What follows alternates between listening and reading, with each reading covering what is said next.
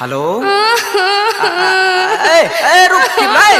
चुप भाई की बोलो हेलो हेलो हेलो बोल की बोले छी अरे बोल ना की बोलो हम नहीं रहबा तोरा घर में आय तोरा बनी से की तोरा की बोलो तो के दिक्कत की तोर भाई बाप मैं रोज घिसेट कराई छो भाई बुझो हमर भाई बाप तोरा से तू कुछ नहीं ओकरा बोले छी तो कोरिया भड़वा हमरा पर ध्यान नहीं दै छी रे ए जो अरे आबेल पड़ते की तो जल्दी आओ ना भैया बोला के चल जइबो लहरा ए नहीं रुका बहिन चो हम काहे ला रहली रुका साथे की होय छ तो सुन हम बतबै छियो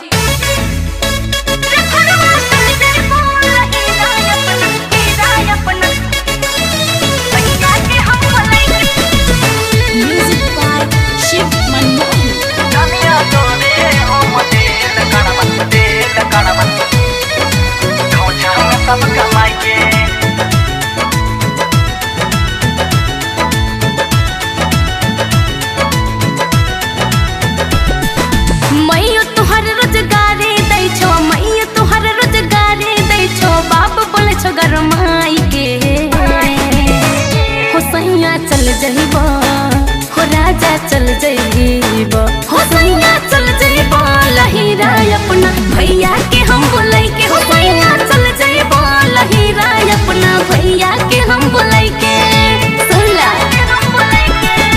बुढ़िया के मारा घर से दबारा बुढ़िया के मारा घर से दबारा रहा ढाठ जमाई के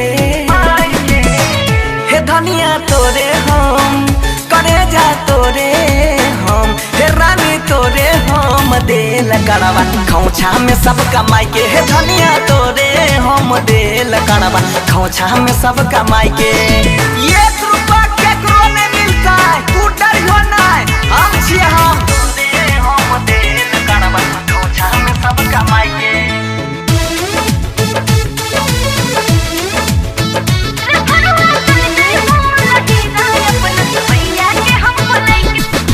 उल्हन दै छ बड़की गोतनिया दिल का न कुछो बाप हो ओकरो लगे छ दिन खराब भ गेल की अलगे होई के खाना बनैब कह देलिया साफ साफ हो किए ना करे तनी भावर सांतो जब तक हम न अइब धनिया रही हा चुपे चाप हे सब कुछ देख लेबे हम जितना दिक्कत दै छ तोरा पड़तै ओकरो बाप हे बस एक एक भगवान पर आस रखा सब न के करो बोले सुनो सब न के करो बोले सुनो मरबा आग लगाई के अरे बाबा चले करवा है हुसैया चल जइबो राजा चल जइबी नहीं तो हुसैया चल जइबो लहीरा अपना भैया के हम बोलै के हुसैया चल जइबो लहीरा अपना भैया के हम बोलै के एको पल नहीं रहबा तू चल जेबो त हमो नहीं घोड़ेबो धनिया तोरे हम देल करवा खौछा में सब कमाई के